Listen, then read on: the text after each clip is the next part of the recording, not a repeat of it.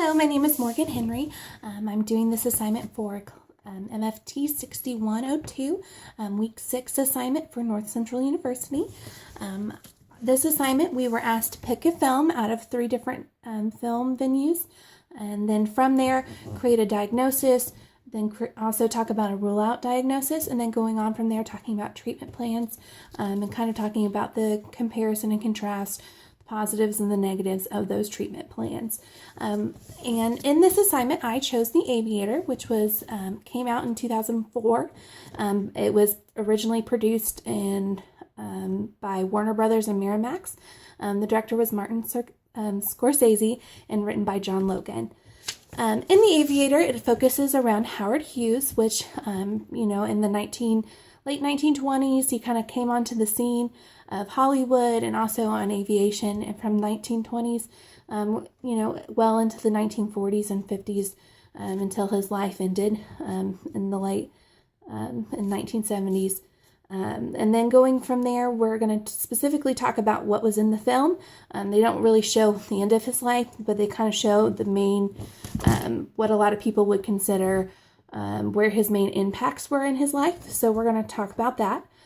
First, I'm going to just do a brief overview of the movie of The Aviator. Howard Hughes is played by Leonardo DiCaprio. And at the very beginning, we see young Howard Hughes being bathed by his mother, talking about different kind of diseases that other families have, having him spell quarantine. She starts it and then he finishes it. Talking about the early, when he was really young, a lot of diseases, and we're very blessed now in this day and age to have a lot of the things, vaccines and things like that, that they didn't have back then. And then we kind of flash forward to when he's filming Hell's Angel, his war epic. And we talk about in this part that, his parents have died and left him the money of their empire that his father made. And then he kind of breaks off from that, doesn't want to be in Texas anymore. He wants to film movies. He wants to work with planes. He wants to be an aviator. From here, he talks about, we see him start filming Hell's Angel, and then we kind of see him wrap up the movie, and then he's not happy with it. You see that he's like, we can't see how fast they're going. They were much faster when we filmed it. We need something behind it. So he's very persistent on getting clouds, and then he wants clouds. And so he hires a meteorologist, and then finally they get clouds, and then once they wrap it up, then he decides it needs sound, because that's the way that the film production eras are going. Silent films are out. And then from this movie, we see him start entering some of the love life. He's kind of portrayed kind of being as a playboy, having several different people that he's interested in throughout the film. I'm only going to specifically talk about his relationship with Katharine Hepburn and Ava Gardner. I feel like those are the 2 main relationships that really have a focus in this film. And we'll talk about that a little bit later. And then we see that he gets really focused on building new aviation, building new planes, taking that top airplane wing off, trying to make things faster, things more sleek. He gets very persistent about how he wants the planes to look, how he wants them to fly. You see that he flies them himself. Specifically, especially with the new planes that he has, when they're doing test runs and things like that, he wants to be the first one that flies them. And later that kind of gets him into trouble. He actually gets into 2 crashes in the film. The first one isn't as bad. He gets some cuts and bruises, but the plane's kind of destroyed. But the second one is much more major. He gets, 3rd-degree burns. He's in the hospital for a long time. They're not sure if he's going to survive it and things like that. But we'll talk about that a little bit later. We see him move into a relationship with Katharine Hepburn. They both kind of enjoy that away from everybody. They like to be by themselves. They have they talk about how that they're the same, that they're similar, that they have very particular things that they like and the way that things that they need to have. You even see that he says, sometimes I see things. And she says, I know, Howard. And it's kind of, a good relationship kind of going through. And then we kind of see them just fall out when, he's starting to be a little bit more picking on her. He's also going out more. Things don't go well with his family at a family dinner. She seems to be a very different person around her family, but she says, that's the way that my family expects me to be. And then we kind of see that she moves from that to this relationship with Spencer Tracy. And you can still see that even though they're not the best of friends at the time, you kind of see how he still cares for her by paying to take Spencer Tracy's and her photos together off the market, so that way they're not put out there and causing a scandal. And then we kind of move from there to a relationship with Ava Gardner. In this relationship, it's kind of a lot different than the Katharine Hepburn relationship. He really, both ladies he wants to marry. Katharine, she and he had a wedding planned and everything. But with Ava Gardner, she says, I don't really love you. I'm not really interested in that way. Stop trying to buy me. I'm independent. Things like that. Their relationship kind of falls out because he gets paranoid, starts bugging her phone, and she finds one under her bed, and it kind of gets a little hairy, and she's just like, I'm done. Get out. And then also, I know I'm talking a little bit out of order in some of the sequences, but I kind of are trying to go in themes. And then, we see the second plane crash happen, and then he's in the hospital. And then after that, he's kind of getting even more and more, very particular. He walks with a cane now. He wants to seem strong, and he wants to be able to do things for himself. Because he is very particular about how he wants things. He only drinks milk, only eats certain things. He washes his hands. You even see in some other scenes where, he kind of gets very anxious around certain situations, and he wants to leave quickly and things like that. We kind of see in kind of the climax, or, kind of the decrease in his unraveling of his world, after the plane crash, he starts, things with his other planes aren't going well. Things are behind on the commissioned airplanes by the U.S. government. His other plane, there was an accident, and so now all of those flights were grounded. He does own TWA. I don't think I mentioned that earlier. I'm so sorry. That's kind of an important part of this whole whole film. And then you kind of see him meet with somebody. He meets with a governor, I'm so sorry. He's in the government. He's in the U.S. Congress, and he kind of has this conversation with him, and says that Pan Am doesn't own the sky, and that you can't just push me out of this because you're bought by him. And they kind of have this kind of going back and forth conversation. And specifically in this kind of conversation, purposely, the government agent is purposely serving fish, purposely serving water. He's trying to seem like, oh, I know you're particular. Oh, I know that you don't drink. But he also kind of knows Howard and how he works. And so he knows that drinking water and things like that are really going to get on his nerve. And so he's kind of brave because he doesn't use his cane. And then you see him walk out, and then he just kind of just falls. And later on, we see him kind of just decline. He locks himself in a room, watching films over and over and over. You see him doing specific recordings. In many of the scenes, he's naked. He's using Kleenexes. You see bottles and bottles of milk cans where he actually uses those to urinate in. Everything has to be delivered in white gloves. He won't see anybody.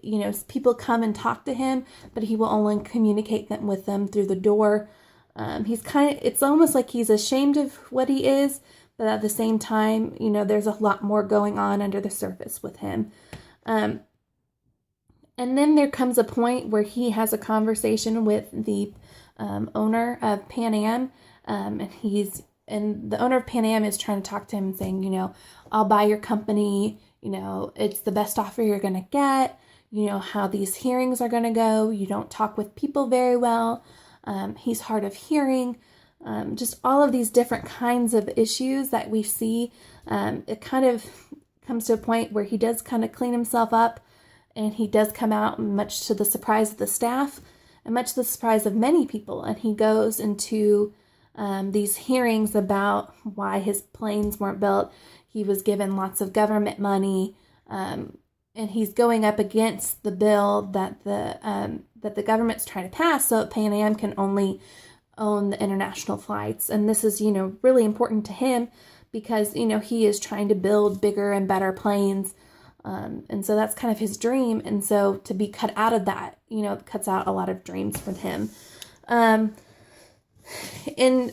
in these hearings, he really, he's very honest, and just the way everything is portrayed, it's very, you're really rooting for him, and he does a really great job in these hearings. And eventually, it gets back around to showing what kind of bill it really is.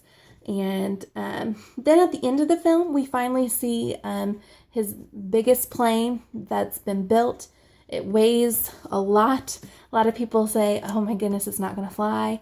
And then you see it lift off the ground, and it's great, and it feels so exciting. And then they get back, and people are taking pictures, and then he starts repeating himself over and over and over again.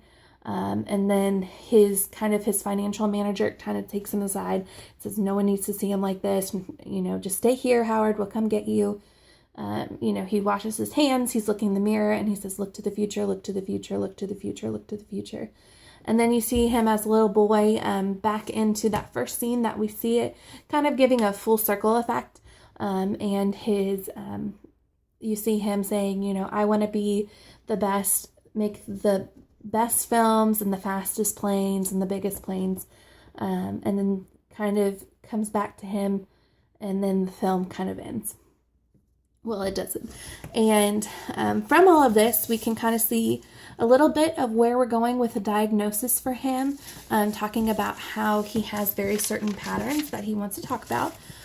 So we're going to kind of go into that discussion right now about talking about what diagnosis I have kind of thought that he has had, which is obsessive compulsive disorder, which is OCD.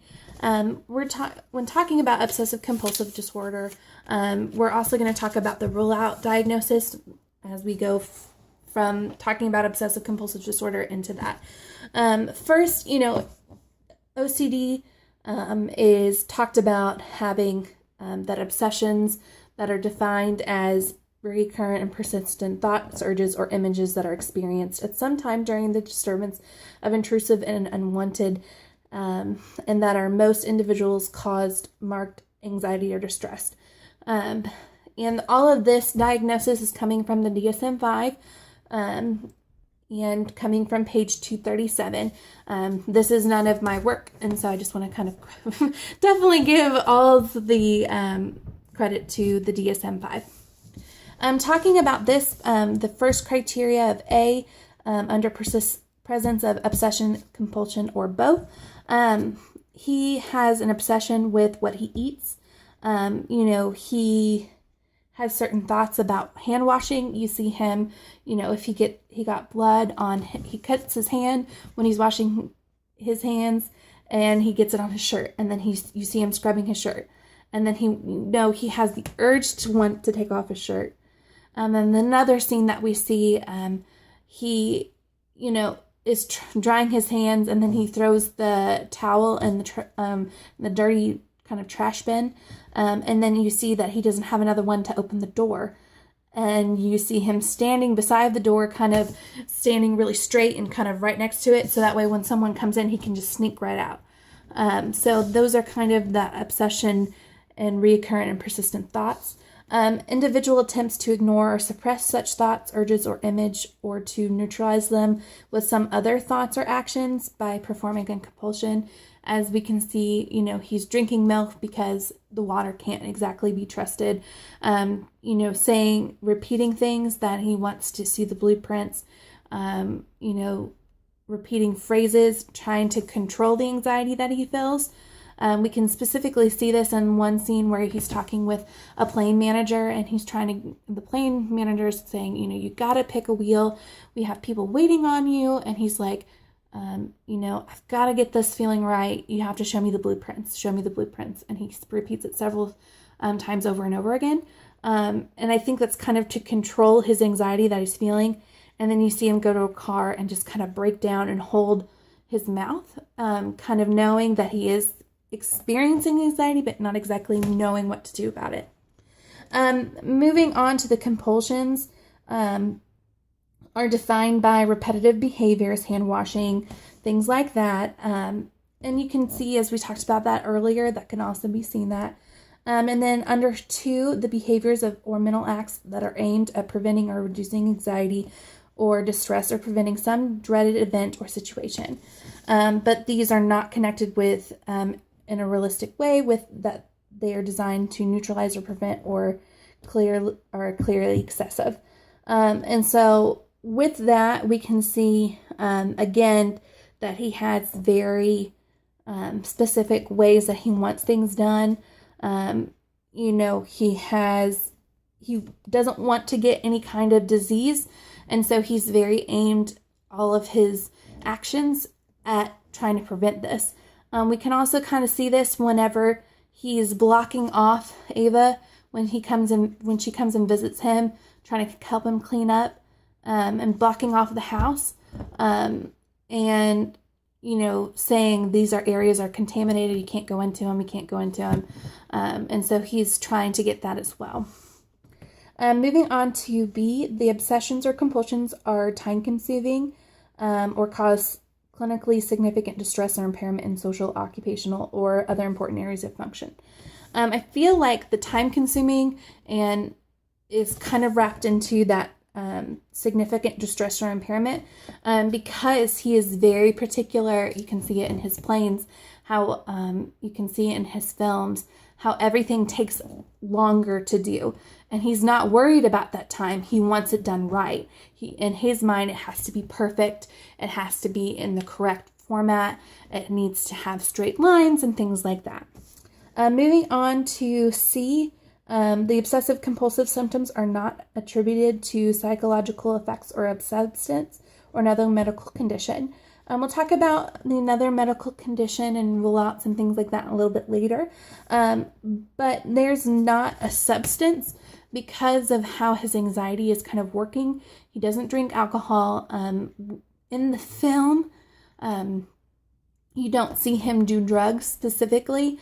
On the Wikipedia page that we were told to read, it talks about how he is kind of addicted to pain medication.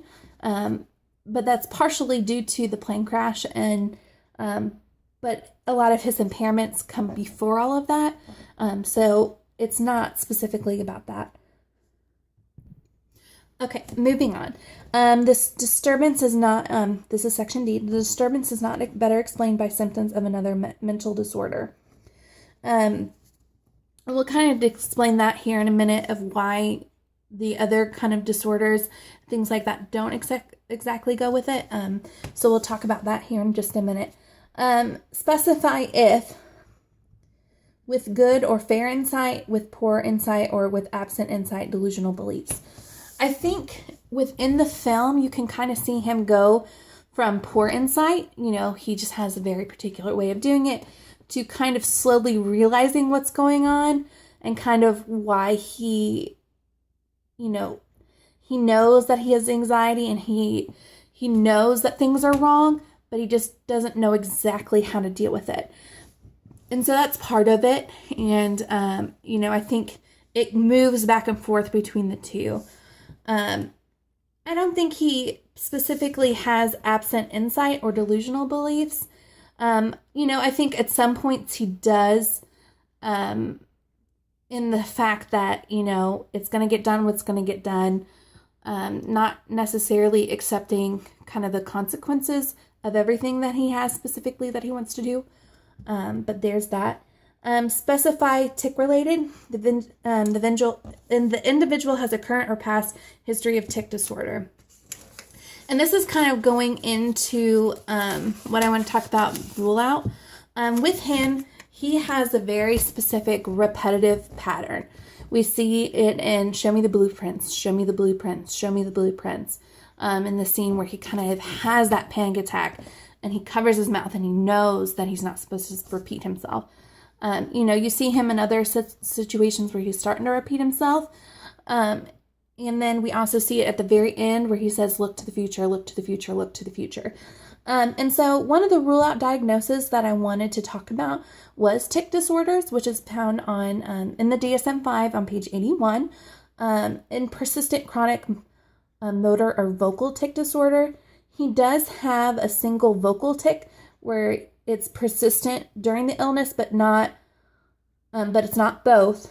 And it may wax and wane in frequency, but have persistent. We can kind of see it more over a year. This disturbance onset is before the age of 18. That is the biggest part of it, is that we see that he is taught to spell quarantine, and we see him spell it when he's trying to, calm himself down. But we don't really know, because the film just shows him as a little boy. We don't really know that part of the history. The disturbance is not attributed to a physiological effects of a substance or another medical condition. And criteria has never been met for Tourette's disorder. He doesn't really specifically have any persistent, and where he has like a motor tick. And with the tick disorder, a lot, if you read, further into it, it's specifically he doesn't have. We don't see it as a child. We see him being taught as a child, but we don't really know.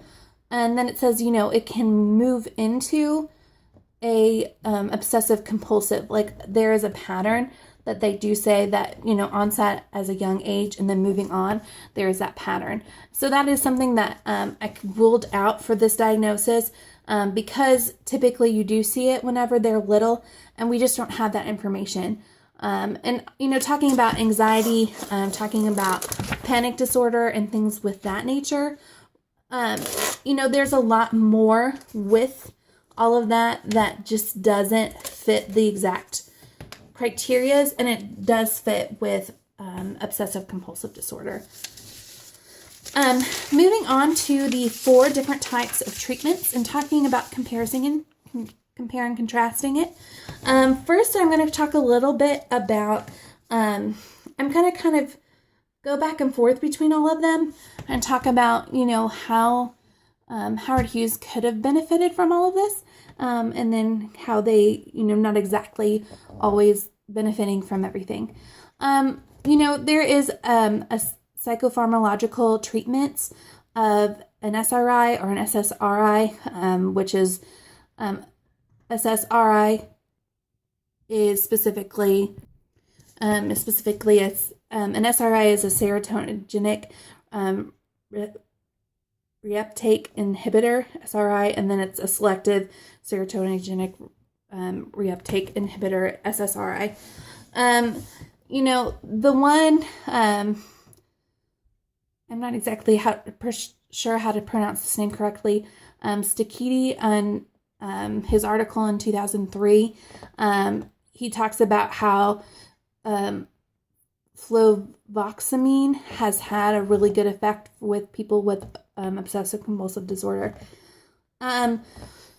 With all of these kinds of medications, whether it be an antidepressant and anti-anxiety medication, specifically SSRI, an SRI or SSRI, and then there's some more newer ones with it. that there can be some definite downsides, things like more anxiety, depression, suicidal ideations. That can be a negative, but it can also be a positive, helping with decreased anxiety, helping with, be able to relax more. But I think that specifically, that just doing a treatment plan where it's just medication, especially with obsessive compulsive disorder, is just not the best, because that's only going to hit one surface of it and not really tackle it at where it's going to. Moving on to a biomedical treatment. I think this can also be a really good area for Howard Hughes to kind of look into, because biomedical kind of looks at every aspect, looking at diet, looking at, other diseases that he might have, especially because of his burns and the injuries that he's had from the plane crash, looking into treating those as well, making sure that he's had physicals every year, making sure there's not other signs and symptoms, because we don't know exactly from the film if he's really been, gone to a medical doctor and having a physical routinely and things like that. But also having like a dietitian, having, looking at it from a well-rounded effect. The downside to this is that if Howard Hughes was presented to a dietitian or, even a medical doctor for getting some routine testing, or, talking about like a dental hygienist, talking about teeth and all of this, you would have to present it at the right time for him, and where he would be most open to it. Because if you just told him, okay, everything that you're doing is wrong, I think that's just going to turn him away from, a biomedical treatment. And so we have to kind of consider what that also means for him. So sorry. Moving on to a psychological treatment.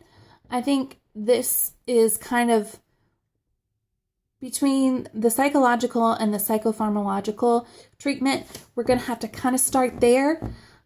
With the help of family-based treatment and a biomedical treatment, all of them can be really very beneficial to someone that has obsessive compulsive disorder. As some of the articles talked about, that we do really want to talk about this. And in one specific article talking about the psychological treatments, Reed Wilson in 2000, it was, I'm so sorry. It was printed in the Psychotherapy Network. And he talked about, talking about cognitive behavioral therapy, cognitive reconstruction, behavioral techniques, exposure, breathing skills, and relaxation therapies and techniques. And I think that is a really important way. But also Campbell of Graham Campbell, 2001, also by the Psychotherapy Network, also talks about that though all of these different types of therapies are really beneficial to somebody, breathing techniques and relaxation, exposures to the things that cause them anxiety. But he says someone unwilling to change and someone unwilling to really, you have to kind of attack what's at the base. Kind of talking about kind of what we talked about last week, talking about at the base of a triangle, you gotta get to the bottom of it to work up. And with him, I don't really know all of his life. I would definitely want to get, part of that biomedical treatment, get a better history for him and try to understand that part of it. But also understand that we have to talk about, taking it from the brain and knowing that the symptoms that physically they feel may not automatically just go away, because with OCD, with panic disorders, anxiety, and things like that, those and phobias, those anxieties that the person feels aren't necessarily going to go away on their own. But if you can talk about how to go from the mind and talk about relaxation or exposure, whatever works for that person, and going from there. He also specifically said, he said, someone unwilling to take medications is unwilling to change. And I think that's also a really important statement. And someone unwilling to do the work may not necessarily be there to change, but we can help them get there by trying to do different techniques and trying to make sure that we can try it the best that we can. Family-based treatment, psychoeducation, I think that's also going along with, psychological treatment for both people, both groups, having the patient with obsessive compulsive, Howard Hughes, and then having that family-based, whether it is, in his life he was married, or if it's a lover or, friends, because even, a lot of time, his family passed away. And so with that, you kind of have to talk about what other people consist of his family, maybe not biological, but, kind of talking about being there and who's his family now. And talking about with them a psychoeducation of not to accommodate the obsessive compulsive behaviors and things of that nature has been a highly successful thing that Skeet of 2003 also talked about, and that this is a really important thing to, with having the families understand that if you don't go into the treatment, if you don't go into, feeding the obsessive compulsive disorder, or not feeding into, but as he said, accommodate, it will help the person in the long run, with those slow minor ingestions, with that slow exposure, and then, doing psychological treatment with them and explaining, what they're feeling and why they're feeling and kind of getting into it and kind of working with each individual client and working with them to the best of their abilities and trying to see what works best for them. I hope you enjoyed this video. I hope I explained everything to the best of my abilities. Thank you so much for watching, and I hope you have a good night.